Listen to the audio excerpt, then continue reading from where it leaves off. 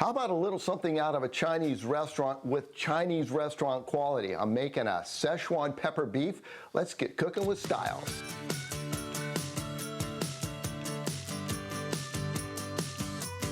There's two things that you're going to want to do to make your economy cut meat tender. First is the way you cut it. We're going to cut it across the grain on a bias or on an angle like this. And you can see as you cut it across the angle like this, it opens the fibers up. Another thing that they do in Chinese restaurants to make this more tender is they do a velveting sauce. And it's really quite simple. The secret ingredient is this baking soda. We got baking soda, a little bit of sugar.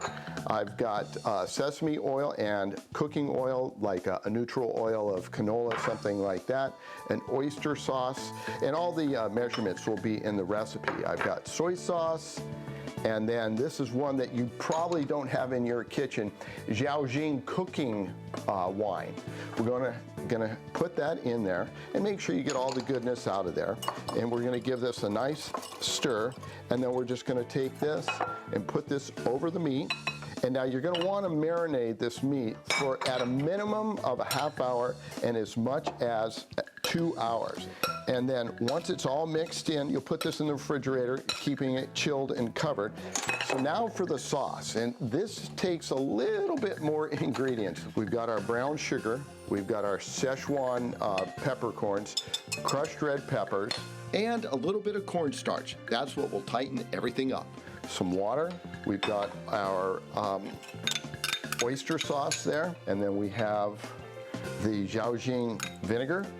I have my sesame oil, and now this is where you can decide. This is the Chinese chili oil, so however spicy you want it, and then of course a little soy sauce.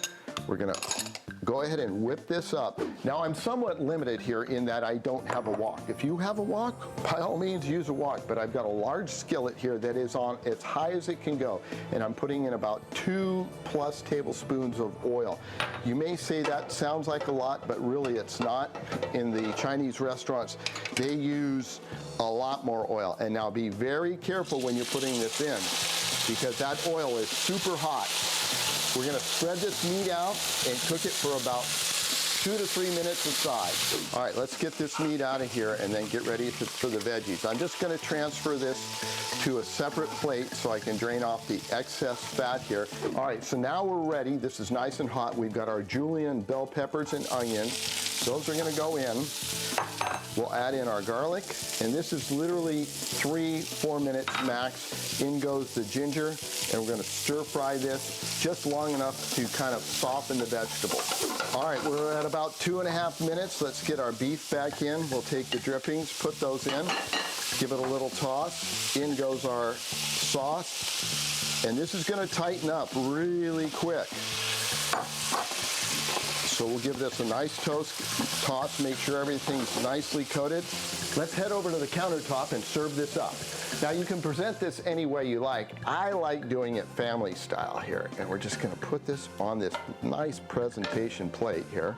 And of course, what would a Szechuan beef be without a little bit of steamed rice? Let's finish this off though with some of these green onions on top, the scallions. And I gotta tell you what, this recipe, I make it a lot, and it is almost as good as going to a good Chinese restaurant. If you'd like this recipe for the Szechuan pepper beef, you can go to our website, cbs8.com/recipes. Enjoy.